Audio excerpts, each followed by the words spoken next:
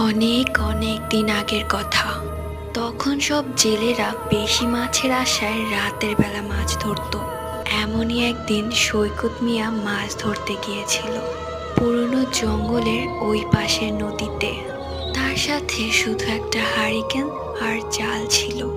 আমরা সম্ভবত জানি, জাল থাকলে খারাপ কোনো কিছু সামনে আসতে পারে না, কারণ জালের মধ্যে লোহা থাকে। সৈকত মিয়া এক এক করে অনেকগুলো মাছ ধরে। একটু পরে সে লক্ষ্য করে মাছ চিবানোর আওয়াজ।